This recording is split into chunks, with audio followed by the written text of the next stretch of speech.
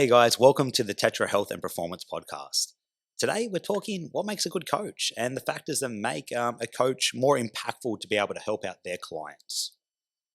We've got four categories that we kind of think a good coach has to fall into. Category one is physically. Well, that's their appearance and all things about how they go about their physical health. Emotionally, mentally, where we kind of include knowledge and what they should know, what they should understand. And then our last one at the end, which is spiritually, which we believe is kind of them untrainable sometimes, that kind of sense in the room and stuff like that. But we'll get to the beginning, and a quick side note is just that in our experience as coaches, this information is really important. And in Benchmark, we don't really believe that we have any we don't step outside of our bounds too much, and we believe that to be the best coaches we can be at this moment. We're always trying to further ourselves. We're always trying to improve. We're trying to improve in all these aspects as well, whether it be physically, emotionally, spiritually, and with our education. And while we're not the best coaches we can be, we strive to be the best coaches we can be, and that's for the business to see the business improve, but also for our clients, because we want a place, we want a gym where we can provide the best possible quality of training. And that's just evolution, right? It takes time and we slowly adapt and we evolve, we learn from our mistakes and we get better as the process goes along. Yeah, I think you definitely look back, maybe like 12, 15 years back in my career, where I could say that I definitely, like, what I was doing then, I'd look down at myself as a trainer today. But if that's not happening, I would expect the same thing in 10 years' time for myself, that I'd look back at today and I'd be like, wow, I wish I knew what I knew then. But that's the journey, right? That's a journey, continuously improving and learning and challenging yourself to improve, putting yourself outside of the comfort zone. I wholeheartedly agree. You look back at some of the past stuff and cringe a little bit, go, oh, why was I doing that? And it was just the knowledge and the best tools you had at that one time and you think you had the solution. And we've had this conversation many times, but we think like a lot of coaches go through a similar timeline, if you will. Like I first got into training because I love training myself, and I saw the benefits myself and wanted to pass on to other people. I had such a limited knowledge with what I knew back then, very bodybuilding-esque, very just basic compound lifts. But after going through those basic training, kind of learned a little bit more about bodybuilding, and then wanted to get into a niche kind of aspect like powerlifting and Olympic lifting, and started learning those specialty lifts, go deep in those systems and get an injury, and then learn about a bit of rehab and prehab and all those sorts of things. And then from there, you just go into all other different offshoots, like more movement based, more biomechanics, and you eventually start to layer and become whatever coach you are at the moment. I feel like that's a very common learning journey for most coaches. Well, the lifespan of a coach, after they finish their qualifications, I think is actually only 1 to 2 years. And from what I know from friends that work in other gyms like Fitness First and so on, I know that they've lost a ton of coaches over the last couple of years with COVID, like dropped more than half of their staff. So the actually life expectancy for a coach is quite short. So I'd say one of the things that you're going to look for when you get a coach is someone who's been in the game for a while, because the only way they're really going to learn is to have been in the game and have experienced different people, different situations, and have gained results with these people. Maybe to the first topic. So you go, Mitch. Oh, well, appearance is the first one, right? And this can be a couple of things, and we won't talk physically features at the moment, but like how does the individual dress and present themselves? So obviously you don't have to be suited up to the nines, but it's one of the benefits of this job is wearing comfortable clothing. It's fantastic, but you should be washed. You should, it shouldn't stink. You should be wearing some nice, like good trainers, clean clothes, well presented, good haircut, like all those features that make you look well presented. I think that's just like a basic level, pretty much in any industry, right? Yeah, and while a good haircut is subjective, definitely, we definitely want to, we want to look good for our clients. We want to look like we're ready to go. And like if we have trained ourselves, you definitely got to have that deodorant on. You got to have that kind of like you got to be clean. But I think it's so important that you look the part. And while that is appearance and what you are wearing as well, then it's also your kind of your physique, I'd say, to some level. I do think that quite often you can't judge a coach by their physique, right? You can't, like, coaches. It's not always easy for a coach to train as well. I've had plenty of times in my career where I haven't wanted to train. Believe it or not, people think that coaches are inherently just able to train and always motivated to train, but it's not the case. Sometimes it's a struggle to get into the gym and train ourselves. I don't know, Mitch. Is it the same for you? Oh, I'm perfect. Of course. It's always easy to train, always 100% motivated, always ready to go. Life happens, man. We're humans. Like, yes, we love this as our passion. We love to learn it, but we're all humans, right? We have peaks and troughs with how our performance and our consistency. But like on that physical effort, one of my old coaches used to be at Canterbury Bulldogs, Harry Harris, big burly man, like very rotund man, not someone you would deem as has a physical presence. The man was scary though. He definitely had a presence, but he wasn't that big typical build. He was a great coach. He used to run like a professional team, and he used to do some great work with us. Like he's like I don't know lab rats where he used to test a lot of his stuff on. But he had all the qualification, all that sort of stuff, but didn't look the part, but he had the knowledge. He was an older head that been in the game a lot. So I guess there's a part where maybe it's not expected and you don't have to be that big burly individual or that physical appearance, or you just get old enough where you know your job, you know your stuff, and you can kind of just get away with that as well. Yeah, and there's also something to be said for time spent in the gym training yourself. So you kind of expect like the physique does come over time if you are training, you're doing all these things. And I do think there's certain times that a coach should be like, especially if you're prescribing certain things like certain training methods. Well, I think the coach should have tried these methods. I think the coach should have tried nearly every exercise he ever delivers to his clients. And well, in that case, I think you'd expect the coach to have been trained a fair bit himself. So whether you see that physically or not, it should show in their training methods. In that physical appearance category too, that's like a red flag straight away. If your coach is on their phone answering calls or messaging anything that's not related to do with yourself, that's massive, man. Like how you present yourself during the session, not just like wearing clothes, but how you like interact with the client, the paying client, is massive. Any phones out or on devices that aren't related to the session or to the individual, that's a big no no. Yeah, we definitely live in a bubble in this gym, and kind of with our standards, we apply them day to day. And we don't often see coaches not work. Well, we don't see coaches working outside them standards because they're in here in our gym. But I have definitely when I go on holiday and I go to a gym outside of Benchmark and I train at another gym, for example, you see it all the time. It's actually amazing what people are still doing. It's amazing that someone's paying a coach to sit next to them on their phone. Look, or some, I've even seen coaches eating while the trainers there, like completely ignoring the client. And it's kind of sad to watch because they're number one, they're paying good money. Also, they want results. They want motivation. So it's actually something that we just don't expect at Benchmark as well. We're in a service industry. We're providing a service, and I think any good service that comes with it, your full attention and focus is on the person that's paying you the dollars. Like we joke around, we have some fun, all that sort of stuff. But at the end of the day, our job is to give you the best service possible and make sure you're getting results and the full attention that you need in that moment. If that coach isn't doing that for you, that's I'd have a conversation with yourself and see if that's what you need. Yeah, definitely. And back to the kind of appearance side of thing, the physical appearance. I think it's also really really important that say I said myself like I don't always want to train, but I believe that like motivation to train is not always going to be there and available to you. So you do have to show some discipline because you're going to be calling up members and you're going to be saying to members, for example, I want you into the gym. Oh, you're not motivated. Well, you can learn from your experience of how you motivated yourself. And then you can apply that to your members by, hey, try this, or do less for now, get in. And they want to know that this is something that you'd probably do if you had the situation. And it allows you to have that kind of that empathy and it allows you to relate to a member when you've pushed yourself through struggles. Yeah, and what we said earlier, mate, comes with experience, right?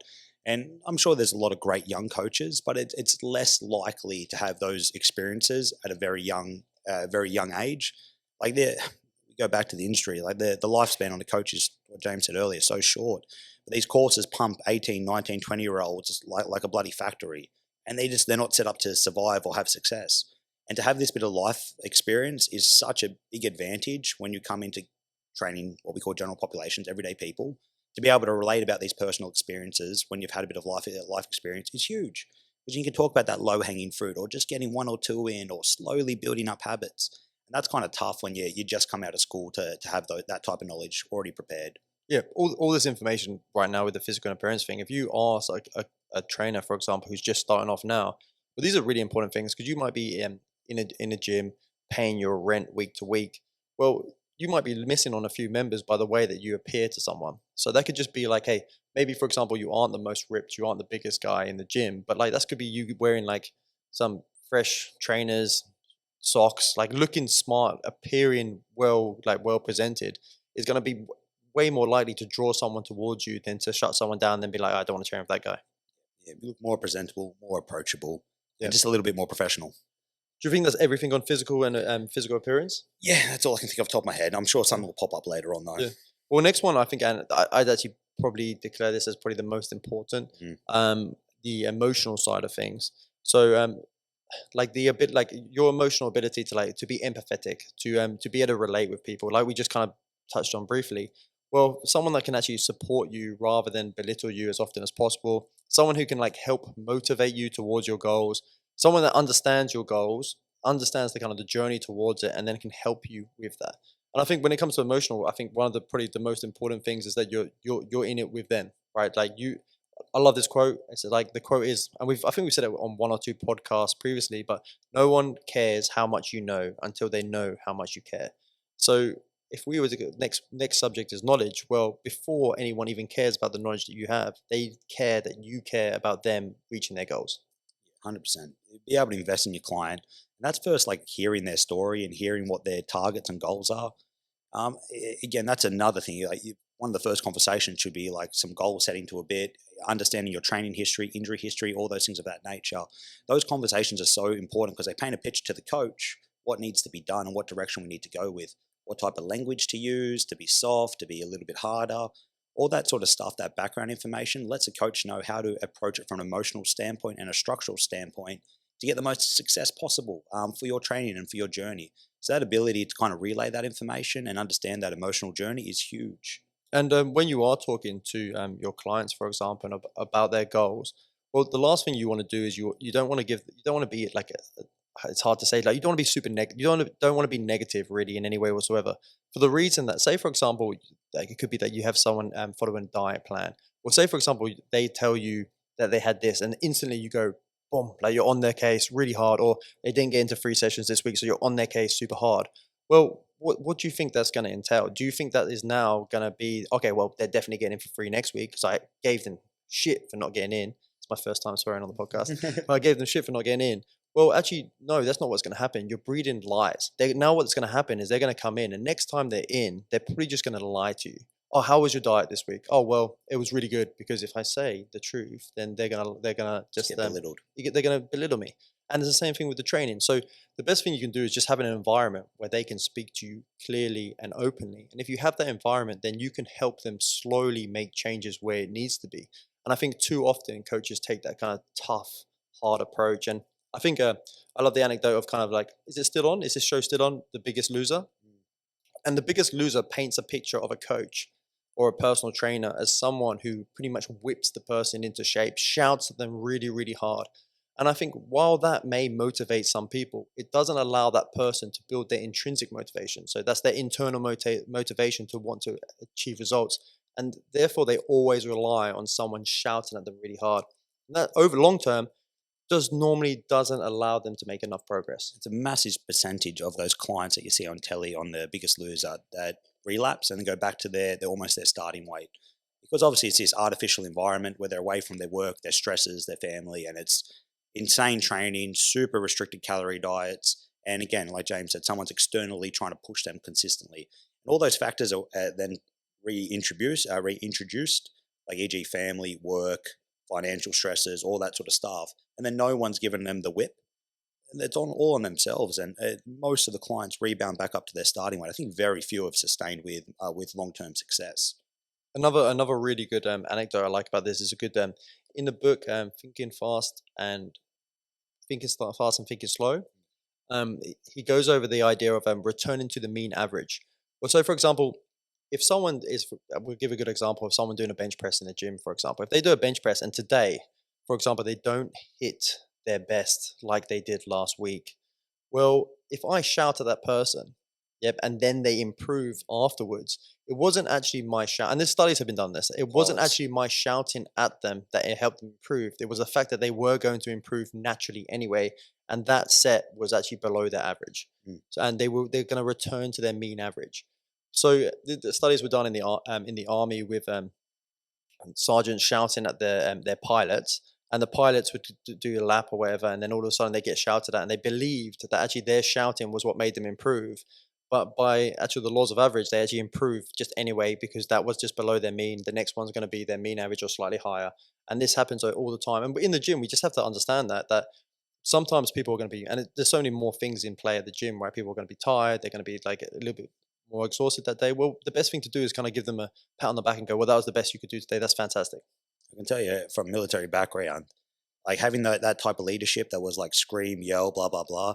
It was horrible. You shit yourself like, oh crap, can't stuff up, got to try and do this again. And you might do a little bit better, but best leader I ever had and best person that grew us in development. Shout out to Simone Reynolds, female, like first female in artillery. She was an awesome boss. Like understand, a bit more supportive, a bit more emotional. Was like, hey, come to me with your problems. If you didn't do that great here, how can we train you up? How can we build you up? And kind of like the approach that we have to coaching. Like it's a safe place. Let us know. Let's build you up. Let's support you. That was the best leadership I ever experienced through the army. And she was fantastic. I can remember her name to this day because she had that supportive environment and said, hey, if you got something, let me know. We'll build you back up. And you know what? I was committed and I wanted to do more hard work for her. I wanted her to kick ass.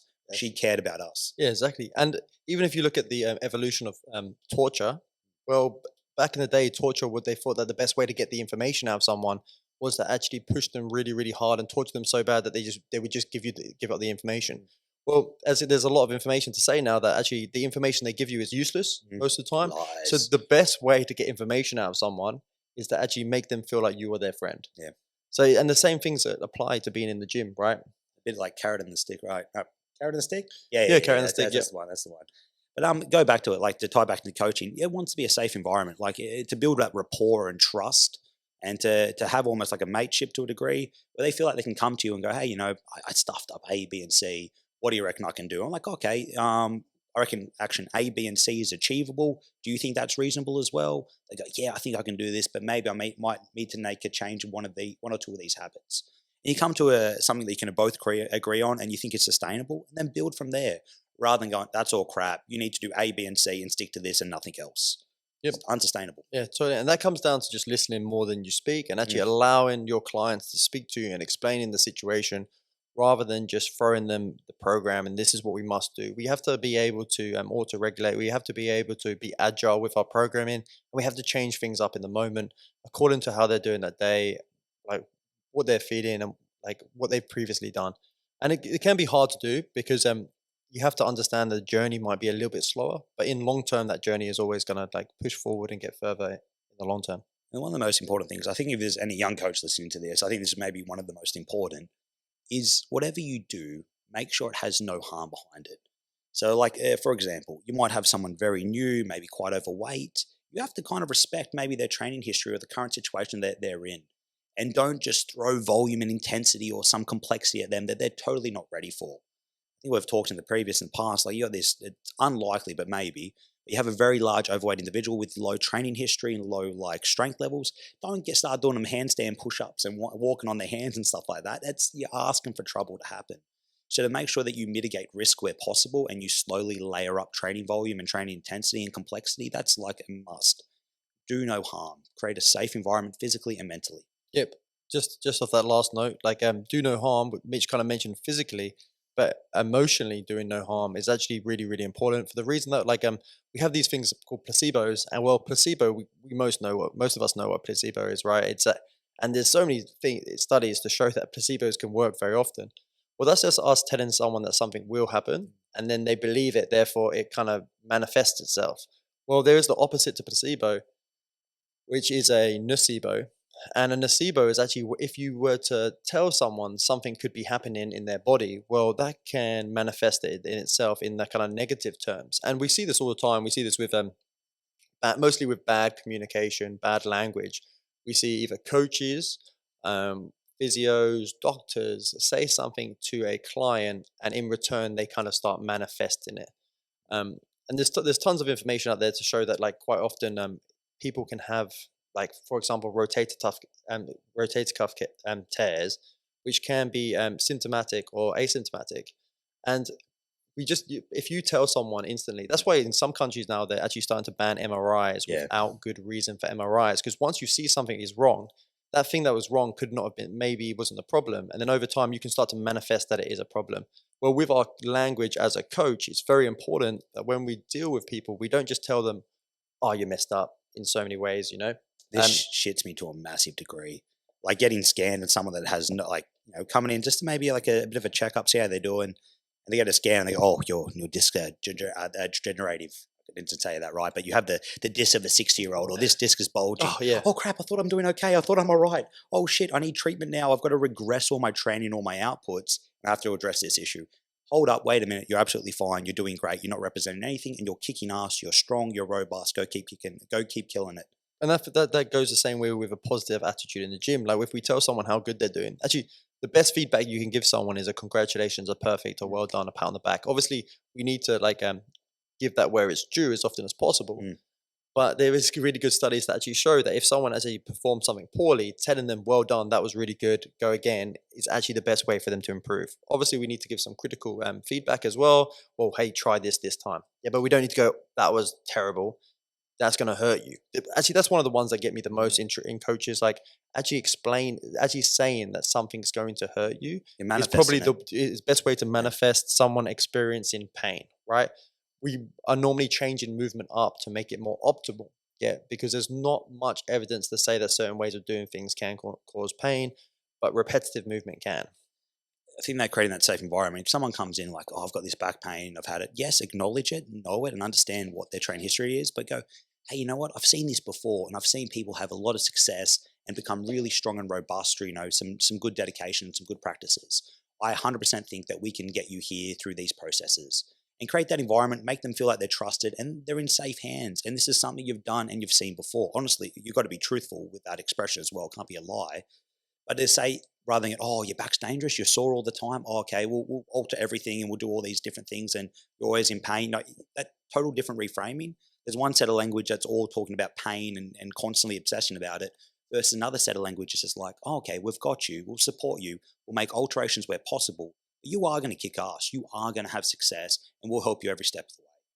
Oh yeah, definitely. It's so important that they can understand that like the human is very robust. Like humans are super robust, and not many things are actually going to break us. And pain doesn't mean we're weak. Pain doesn't mean that pain doesn't mean that we actually have something mechanically or physically wrong with us.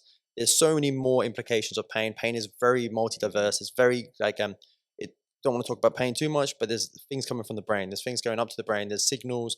There's like hormones. There's so many things that can play into pain. It's not worth talking about right now, but just understanding that pain doesn't mean that there's actually anything physically wrong with you all the time. It can just be you're having a bad day, you're tired. It could be so many different things that are involved to it. It could be something that just drops off the next day sometimes. There can be times where you need to go to a physio, you need to see a physio, and you need to work on something to improve it. But there is definitely not always that. That is not always the case. Um, Another thing is like you only know what you know. So to give your clients the ability to share with you, whether it's in that session or give you a bit of a message or something every now and then outside of a session, go, "Hey, I've got this going on. Can we please change this?" Or, "I need these certain things to happen. Can you make that?" We can only help when we know the situation. So making sure that you create that environment where clients can communicate back and forth when needed, and then you know what's going on and you can make changes in session when they're needed. So that's just a big thing as well. It's obviously what we can do in the session, but if you can give us some SA, some situational awareness outside of it, that's super beneficial as well. And also with our clients, for example, when we are training them, there's definitely an effect that happens in a session. Like you'll find that the we become an average of what we are in the room. You find that there's certain people who will pull people up. There's certain people sometimes when they're tired will pull them down. But it's also the coach being one of the biggest points in that, right? Your attitude towards everything is going to have a big effect on everyone else in the room, and you can probably be that main thing that pulls people into your direction. Well, it's a pet peeve when coaches complain about being exhausted. When they Mm. complain about being, "Oh, I'm so tired," or not even that. That's maybe just a tiny little bit. It's when they actually complain about their day to their clients, right? Like that client is there for their first session. I don't care if you've done 4, 5, 6, 7, 8, 9, 10 sessions that day. That client stepping in the room, that's their first session of the day, and you've got to kind of pick them up. If anything, you don't want to be moaning about yourself because you're going to pull them down. So even though we are kind of the average of everyone in the room, I think the coach has the biggest pull to bring people up, give them the most energy possible, and get the most from the session, whether it be emotionally and physically with that one. Yeah, well said, mate. Like again, service industry, clients are paying you the money, you're providing the service, The last thing you want to do is be dragging everyone down. You're there to lift the experience up. And that might be having a laugh, bringing energy to the room, having Yeah. a serious chat, whatever it happens to be. And that's like kind of the malleability you need to have as an individual to adjust and chop and change where needed to bring the room up to the right temperature, if you will. Yeah, and if we talk about the compound effect, that coach's attitude towards that session, him being a little bit more positive, a little bit more like that's crushed this. And say for example, it just brings you up 1% a day. Well, that 1% over that 100 sessions you do over the year is going to bring you up a lot. It's going to improve you greatly. But if you're going into a coach and the first thing the coach says to you is, "Oh, I'm so tired and I don't want to be here," I'd walk straight out the door and I'd be Yeah. like, I'm not paying that guy any money. Yeah, get stuffed. Yeah. And like at the end of the day, like I myself, even when I am tired before I go into sessions, I remind myself how grateful I am. And this is like we talk about acts of gratitude all the time, but we have a couple of times anyway. I remind myself how grateful I am to go into a session like and train so many like incredible people every single day. And I love my job so much that sometimes when I am feeling tired, I'm just like, wait, James, like you're living the dream like for yourself. You're so like you love this. Shut up. Get in the gym. Train those guys, make them work and get them results. This is slightly off, but like super like blessed. Like as a coach to get to the ability to have your own facility and to use your own systems and all that sort of stuff. It's kind of the dream. Because you work in like It's a dream. you work in like a 24/7 gym. You have to pay them to work there. You don't get a wage. You have to pay them for access to the facility and access to their clients. And then it's up to you to build the clients and to build up a membership and all that. It's bloody tough going. And then you have to pay all these external insurances and all that sort of stuff. It kind of sucks. So to get the ability to be in here, to create our environment, how we see kind of health and fitness should be delivered and set those standards, it's the best. Like super lucky to do what we do. And as a segue into the next one, like mentally and the knowledge of the coach, I think it's so like Mitch just said, we get to implement our coaching onto our members, and I truly believe in everything we do. We thought it through so much that I'm really confident that if it's applied properly, like what we've just spoken about, that kind of applying it emotionally as well to our members, and they buy in and they believe that what we have is the best possible type of training they can be doing this time, then we're guaranteed to get results. And results are fun. Like we've just tested our maxes this last couple of weeks, and all we see is people personal besting everywhere, and it feels incredible because you know that all these guys have put in all the hard work over the last few weeks, and what they've done is they've got results from it, and that is like that's the proof is in the pudding. I get a sore jaw from smiling at the end of the testing weeks. It's like, yes, everyone's killing it. And you love it when you have those moments where those individuals that may be a bit resistant to progression suddenly give in. They're like, wait a minute, I'm stronger than what I thought I was. It's a fantastic feeling. And we're so lucky that we get to ride on that wave. Like all you guys making the personal best, and we get to ride that wave of like happiness and joy and watch from the background. That's great. On to the next one, like I kind of just brought up, knowledge, mentality is super important. I think we touched on mentality slightly, but kind of the knowledge of a coach is extremely important. And like we touched on in the first one, is that experience brings that about, right? There is no knowledge that is useful, I think, in the gym if it can't be applied. Like it takes a while to gain knowledge, and then actually the hardest thing about any knowledge, and we notice all the time with like habit training and stuff like that, is it doesn't matter how much someone gets told they have to build habits. It doesn't matter how much someone gets told something. The coach needs to be able to apply the information. That's the number one most important thing about any knowledge, is the application of it. And it's a layered approach. Like we all start off with a base, and we learn that base through different means, maybe a mentorship, internship, maybe it was just, learning from your mates or doing a basic certification or whatever it happens to be. But it's the knowledge is compounded and laid over months, years. That only works if you have the mentality to learn more and to make that part of who you are and your identity, to constantly layer information. So I think that has to be part of the constant practices of who you are as a coach.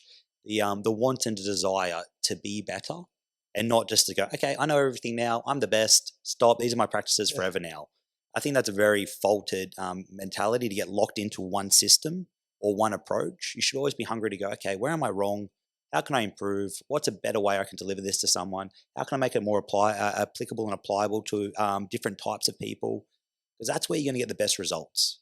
And that's what's going to give the best impact to people that are paying you to get what they want with their results and goals. And then while we touched on this at the beginning about how like in 10 years time, I'd like to be a much better coach than I am now. And I'd probably look back and I'd be like, okay, well, that James didn't really know anything about this.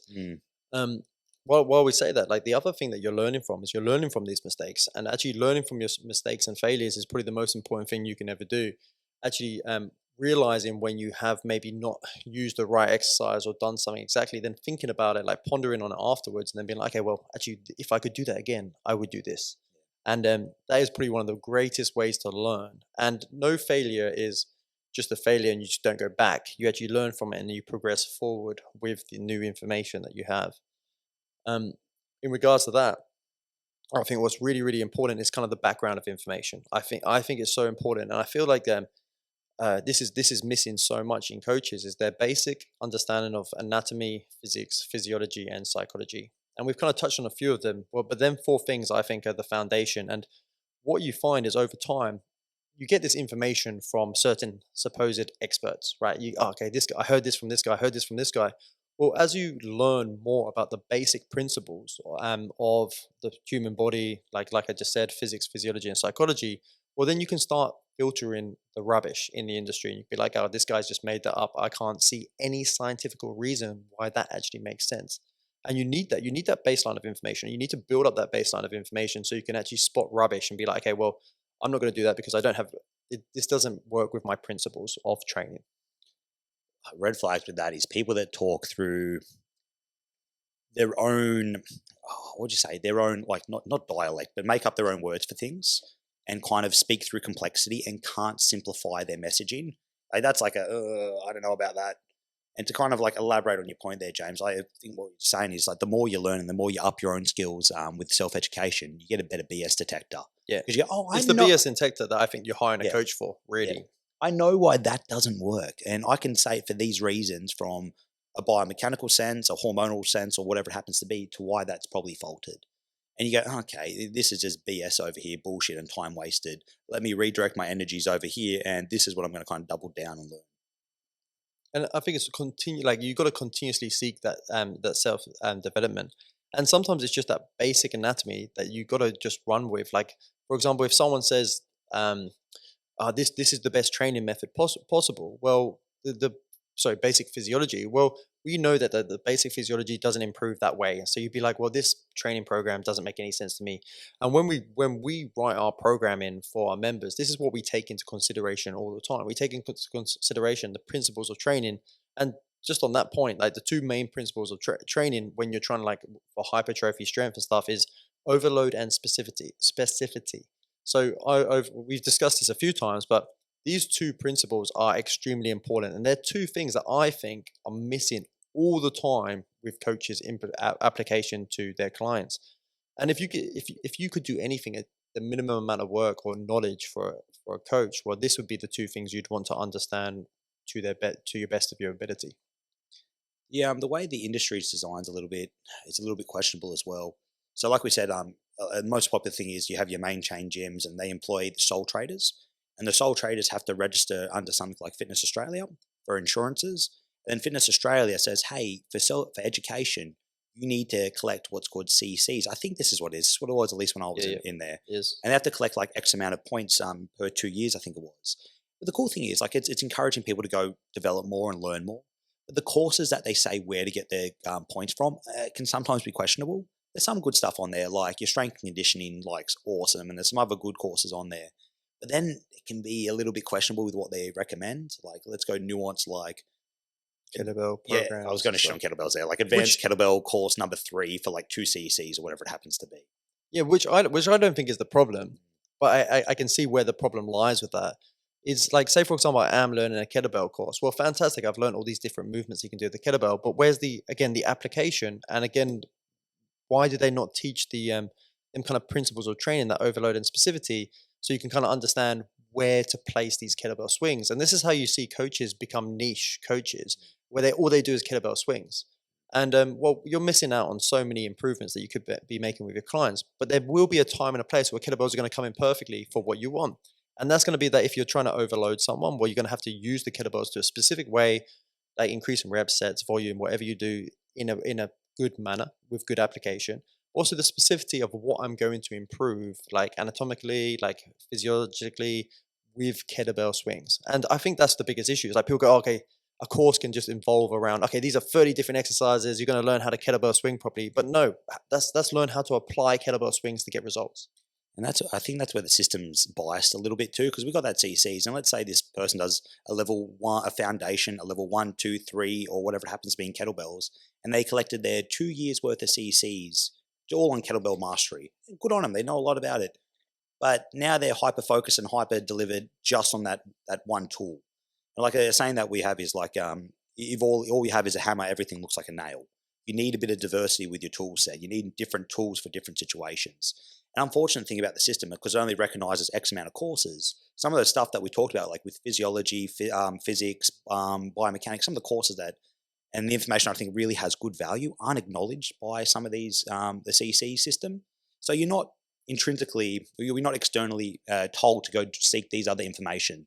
It's only look over here to what we approve, so you can get your points, so you can keep being a coach.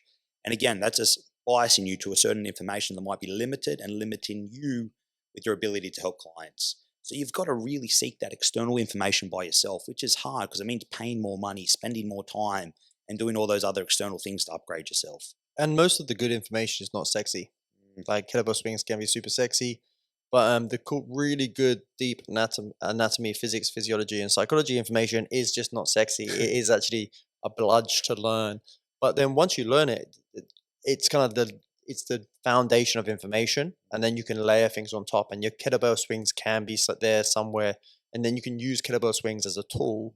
Yeah, one of your tools in your toolbox, like Mitch was just saying there, and you can use that as a tool to get results with your clients. One other thing I just want to touch on is kind of like when it comes to knowledge, there's also like a wisdom. I'm not going to say we're wise, but like we've been in the industry for a while, and I think there's a when you learn and you learn from these mistakes and stuff, you quite often can really help a client, for example. And I think this is pretty really important with knowledge is setting expectations and setting realistic expectations. And a lot of what me and Mitch do as our job is actually setting realistic expectations with members when they come in. And I know a lot of coaches who again could maybe blame it on them guys that just do the kettlebell stuff. And what they do is they want the sexy sell. Well, Mm. the sexy sell could be that you walk into a gym and you go, "Oh, I want this in 2 weeks," and you go, "Okay, we can do that." Like, well, quite often you might be able to do certain things in 2 weeks' time, and there might be a certain method to do it. But you need to sometimes you just need to slow people down, and you need to set realistic expectations. And it's the least sexy thing that exists is saying to someone, "No, actually, for you to get the best possible results, I'd say that's going to take 4 months, not 2 weeks." And they're going to go, "Oh," and it's the fear sometimes that they're going to walk out the door from there. But most people can smell that bullshit, and they go, "Actually, well, actually, this guy actually pretty knows what he's talking about, and I want to get there and stay there." So it's really important that we set our expectations and we are realistic with people. And you can only get that, yeah, from a good understanding of knowledge and experience with plenty of clients. Yeah, man, to be tuned emotionally too, so you can frame it in a way that they leave and go, you know what, mate, you're right. I feel good about this. Let's go crush it, rather than like, oh, I'm defeated. This is going to take me forever to do. I'm unmotivated. I don't want to do it. So your ability to deliver that in a structured way with like a good framing, like, hey, let's go do this. So they leave feeling pretty good. It's a skill set. It really is, and takes practice, and you got to practice your craft with that sort of stuff to get good at it. Yeah, and ideally, once you're in the door of the gym, like, why would you stop training anyway? Like, maybe you don't train with us anymore, but I like to think that any member that ever leaves us carries on the process of training. I don't believe that it's something you should ever stop, whether it be training in a gym, strength training, or anything. I believe that this should be a life changing experience. You should carry on training for the rest of your life. It's a hard flex, but I love it when an old member messages us and goes, "Hey guys, someone came up to me and asked me, how are you so good at that movement?"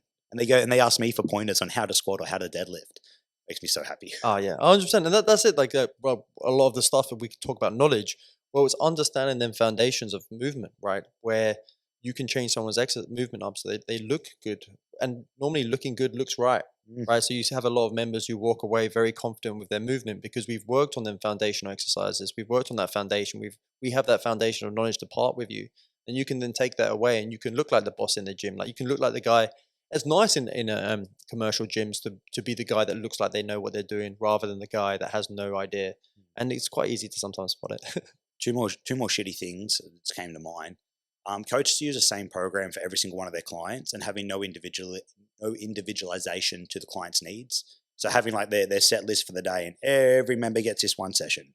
Or, hey, here's this cool move I saw on Instagram. Everyone's going to do this movement. not knowing its purpose, intent, or having that individualization to the person itself. And they're two kind of really shitty things that were very common when I was group training, seeing like the coach do the same session through everyone through his or her day, and having this random complex movement that they thought was cool, or a course they just did, and then implementing this one movement to everyone throughout their client list. Yeah, you see that a lot in the kind of the rehab model of training, where it's like, oh, this exercise to fix low back pain and this exercise to this. Well, the truth is, we're all individual, and you need to actually look at the individual. There needs to be normally some kind of assessment and screening to then decide what that individual needs for them to help the issue that they have. And again, I'm going to repeat myself over and over again. That comes from the coach having that kind of understanding of anatomical, like it's a hard word to say, physiological, psychological, and the physics of a movement. And when people understand that, then they can help someone address these things. They can help them with their low back pain, because it could be that it's more of a psychological thing, and the way you approach someone with dealing with their movement and their exercise can really, really help with that. So again, it comes down to that knowledge, that understanding knowledge, and like Mitch just mentioned, them things, the bullshit detector. Like, can you actually spot when someone is just feeding a clickbait on the Instagram and the social medias that you just like can't help but press on because you experience that kind of pain? Ready to go woohoo? Ready to go spiritual? Yep, definitely. Let's go spiritual, baby. I don't know if it's lack of a better word, but I think it's pretty cool. I think Yeah, it's the unexplained yeah. sometimes, isn't it? It's the have you ever heard the expression aura? Like when you can just sense an aura, like when you kind of just like, hey, we all know, like when you walk in a room and you can cut the tension with a knife, kind of thing. Mm. Well, these are kind of feelings, and they be bracketed under spiritual because they're not the easiest things to explain. One of the best questions you can ask is like when someone walks through a door, how are you today, man? How are you feeling? And just like kind of getting that sense of what it is. And they might, if you know someone and they've been with you for a bit, you can kind of sense when they're feeling like a bit shitty or a bit angry or a bit low. And that should segue more questions, and maybe exploring like a quick, like, hey, what's happened yesterday? What happened today? Can you give me a bit more information? Or the opposite spectrum, someone's like rocking in and they're bouncing, they're feeling good, they're smiling, and they're just vibing in the session. Like, cool, awesome. We can G them up. We can have like a bit of fun with them and do what we got to do. Have that ability to kind of be able to sense, for a lack of a better word, how someone's feeling, and then explore with further questioning is massive, because that's going to alter probably their success or regressions or progressions for the rest of that session. It's kind of like finding their frequency and then vibing with their frequency a little bit, and then trying to help them pull them up, or what's needed. And it can be hard in a group training environment where, for example, you've got 12 people all at different frequencies, and you've got to try and meet them where they are at and help them push forward as much as possible in the session. But I feel like it's very doable, and it's something that with one on one, it's very easy to vibe with someone one on one when you have some where we have some of the similar interests. But in a group train environment, it's kind of like it's kind of done for you, because there is a vibe, there is an atmosphere, and if that atmosphere is inducive of that's work hard and that's get the best possible results, and people are reasonably happy, then again, I talk about people being pulled up and dragged up by the coach and by other members. It's incredible. The culture inside this gym sometimes is absolutely phenomenal, and you can see the people who probably came in not wanting to do that much that day thriving from a session. We said like language so important. If they're having a bit off day, you've got to find something that you can kind of uplift them on, and give them a bit of success, and give them a pat on the back where we can. Manage expectations, celebrate what can be celebrated, add intensity where it can be, and take away intensity where it needs to be. That ability to have that vibe, that sense very early on as someone starts a session is pretty huge. And to be adaptable in a session is another big trait, because you'll have people of all different walks of life. You might have someone that's quite young and timid and needs to be brought out of their shell, versus someone that's doesn't shut up and kind of needs to be told to kind of quiet down and use their ears a bit more. So to kind of manage different personalities and different types of human beings, it is a skill set to be very adaptable and to be able to get along with someone from all different walks of life and all different skill sets, and yet give them direction and purpose in the session, and give them a pat on the back, or give them progressions, regressions, whatever it happens to be. It is a skill set, and it's hard to kind of be malleable to everyone in the session. And it can be hard to make people want to come back as well. Like when they have experienced that, and they've experienced like the kind of uplifting vibe they can get from a session. Well, it's nice that they come back for that. And I think, as well as that, it's better that they come back for that than they come back to be pushed and driven and like belittled. And what happens is you build up this positive. And we talk about habits and building habits. Well, if you have that kind of like good feeling in the session, from the session, and from the kind of the vibe in the session, well, it's going to be the easiest thing to get someone back into a session. It just feels good, feels great. So you're getting that physical like reward system from training.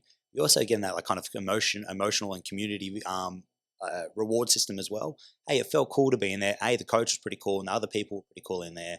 Like, why would I want to come back and keep building on this habit? It just feels good to be here. Yeah, and with a obviously group training, it's kind of that social aspect is so important for people. You don't even know sometimes how much help, like how much improvement you're getting from just being around people, getting good vibes from people around you is really uplifting. And I think like it's a big show of like when we have been in lockdowns recently, how much people now kind of know how much they missed that kind of social environment. And well, if you have a job where you work at home, um, I think it's super important to maybe find yourself a group training gym where you're actually going to be around people more, or one-on-one coach, just someone to chat to, someone to enjoy some good company with. And there's something about striving through tough times with people that builds bonds like nothing else. You can probably attest to this, Mitch, being in the army. Mm. But there's a lot of stories and anecdotes I've read in books or people and myself in previous experiences where when you go through a tough time with someone, and that tough time doesn't have to be something really really life threatening or um, like horrendous. It can just be like grinding out in the gym sometimes. Yeah, yeah. There's definitely camaraderie in that, right? It's a beautiful sense. Like if everyone's on the same wavelength and ready to rock and roll, it's huge. A quick disclaimer: like we don't crush this every time. I wish I could say every session I'm on and I made everyone have a great session. I was super adaptable. We have our off days as well, and sometimes you miss things because you get caught up in something with person over here and you miss person over there. We not perfect by any degree, and disclaimers like stated, but we try to get better and try to learn from like little mistakes or things that we missed, and we're always trying to get better. But yeah, we have our moments where we come in and we're like, oh, I'm so buggered today. But you just got to fake it to make a baby, switch on, do the best you can, get in there and try and pull the session up. But you have times where you hit it and other times where you kind of just miss the mark. The goal is to try and hit the mark more and more often than not, of course. And it's that feedback as well, isn't it? Like me and Mitch definitely give each other a lot of feedback on the coaching. I feel like sometimes things left unsaid are the worst things. Like it's always really good to get positive and negative feedback, like where you are going wrong, because sometimes you just don't know until someone gives you that foresight on what you need to improve on. And what we're discussing today is kind of the things that we believe that we are in pursuit of improving every session and throughout the years until we become completely spiritual, Yes. mental, Just hovering in the gym emotional, in like and the lotus physical position. beings. Welcome to the gym. I sense exactly what you need. Yes. You need this. Have a glass of water. You Just need the- this. Have a protein drink. The third eye opens up. Welcome to Gain There City. you go. Oh, mate. Anything else we need to say today? I think that's it. I think that Yeah. touches on most things. Yeah, so a lot about like our own personal experiences there and like how we do benchmark. There's also, I think, a lot of relatable stuff for any young coach that kind of wants to get into the system and learn like how to fast track the process of what things they need to focus on. I keep saying him, but her as well. Obviously, coaches of any walks of life, like it's same. These things apply no matter what your age, sex, gender, religion. These are just traits to be a good human being and a good bloody coach. Exactly. Yeah, I have nothing more to add there. That's good wrap up. Yeah, guys, sorry, a bit of a self-indulgent chat today, but hopefully kind of you can hear a little bit more outside the fence and our kind of lens and how we're kind of approaching you guys in sessions. And we just look forward to growing with you and seeing you guys and girls kick some ass. Thank you. See you guys. Bye.